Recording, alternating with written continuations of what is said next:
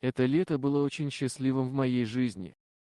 Я окончила школу и собиралась учиться в городе в колледже искусств, но внезапно умерла мама. После смерти мамы отец снова женился через 2 года, но я не осуждала его, старалась понять, принять его решение и поддержать. И вот новая жена отца, Наташа, решила ему отраду на старости лет родить подарочек, точно к 50-летнему юбилею подгадала. Да, и я всегда мечтала о сестренке, вот и получилась у нас разница с малышкой аж 18 лет. А что это даже интересно, я уже взрослый самостоятельный человек, а тут младенец. Воспринимала я сестру больше как своего ребенка, нянчилась с ней с удовольствием. Да и вообще с мачехой у нас были вполне дружеские отношения. Я видела, что отец счастлив в новой семье, а значит, я тоже была счастлива. Назвали сестру Марианной, но до мамы просто называли ее Машей. Отец с новой семьей поселились на даче за городом.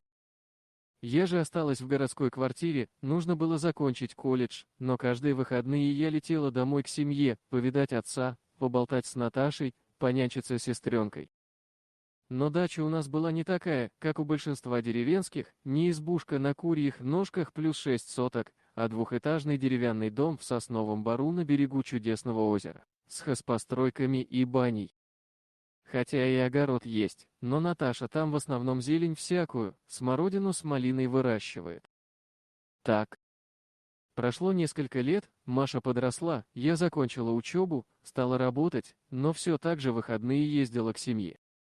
Приехала как-то к ним в один из дней, чувствую в семье какая-то озабоченность. Слово за слова, и Наташа рассказала, что у Маши появился какой-то воображаемый друг, типа Карлсона из мультика. Он почти каждую ночь ей снится, разговаривает с ней, играет и дает советы. Родители, эта ситуация поначалу напрягала, но после консультации со знакомым психиатром они успокоились. Тот сказал, что у детей такое бывает и совершенно точно пройдет, поэтому все разговоры Маруся, мифическом друге, они попросту стали пропускать мимо ушей. Зато мне по секрету сестренка рассказала, что этот ее ночной друг посоветовал не дуться на родителей и не обижаться, потому что они взрослые уже не верят в чудеса. Через время Маша стала настаивать, что ей нужна собака и никакая не будет простая, а обязательно большая и сильная, но только собаку она должна выбрать сама. Через пару недель просьб, нытья и уговоров родители сдались.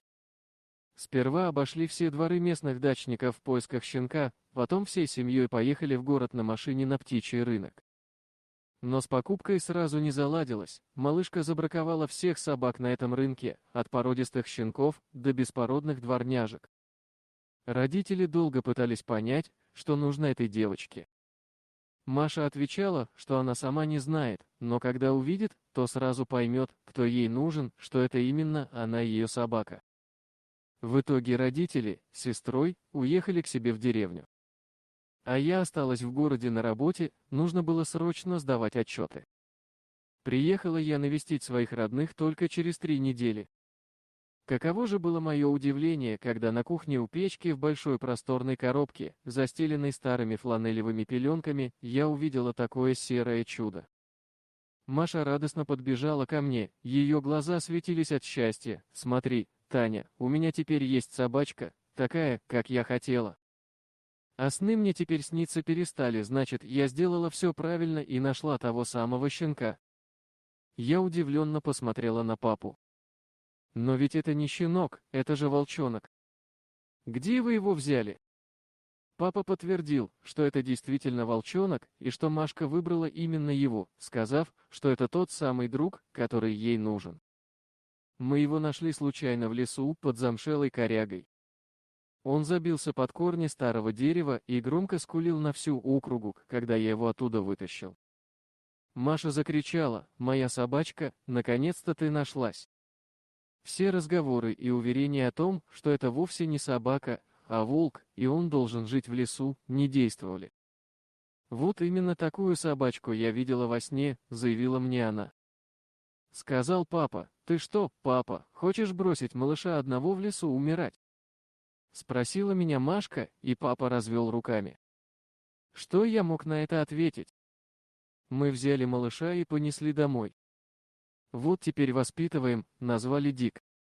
Весь вечер Дик крутился между ног, кусал всех за лодыжки, таким образом привлекая к себе всеобщее внимание.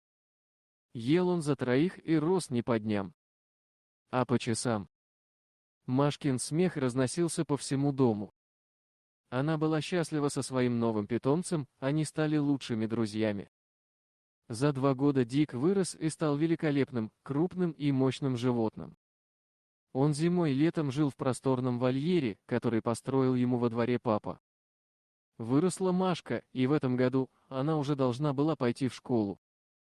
В один прекрасный летний день мы вдвоем с сестренкой решили прогуляться в лес за ягодами, сходить посмотреть на грибы.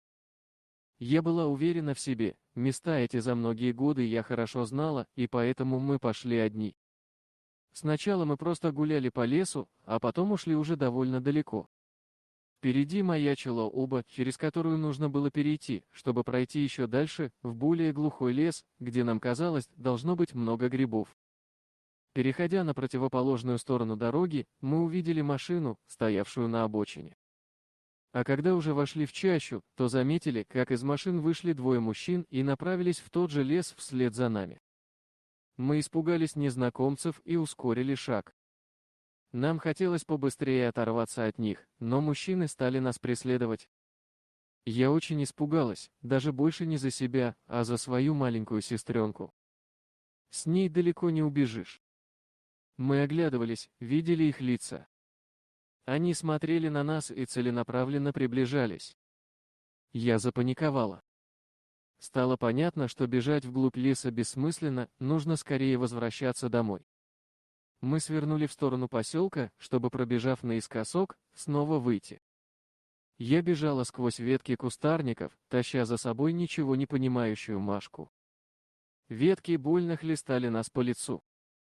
Никаких тропинок там не было, лес был непроходимым. В какой-то момент нам пришлось остановиться, Маша больше не могла бежать, она устала. Мы обернулись и увидели, что мужчины уже совсем близко. Как же я испугалась, что у них в голове, для чего они нас преследуют, я не знала, что делать, и уже приготовилась к худшему. Расстояние между нами и преследователями сокращалось все быстрее, быстрее. Нам уже было слышно, как они о чем-то переговариваются между собой. Мы схватили какие-то палки и приготовились защищаться, но вдруг из-за дерева к нам выскочил волк. Это был наш Дик, он стал между нами и преследователями, закрывая нас с собой. Волк обнажил свои огромные клыки всем видом, показывая, что готов в любой момент напасть на насильников. Как он почуял, что с нами беда, вырвался из вольера, мы не знали, но помощь подоспела вовремя. Сразу стало так спокойно, что я больше не волновалась, знала, все будет хорошо. Я заметила, что наши преследователи остановились, замешкались и смотрели то на нас, то на волка. Видимо, соображая, как им поступить дальше, скорее всего, они даже не поняли поначалу, что перед ними вовсе не собака, а страшный хищник, который может их уничтожить в один момент. Мы потихоньку пошли вперед, на просвет. Оставалось еще несколько минут пути по лесу. Все это время Дик шел сзади, сопровождая нас до самого дома.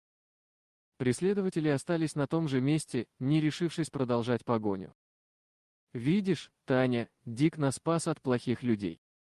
Так было в моем сне, поэтому я выбрала именно эту собачку. Я знала, что он защитит нас от любой беды. Дорогие друзья, если вам понравилось видео, поставьте лайк, а также подписывайтесь на канал, где найдете еще много интересного.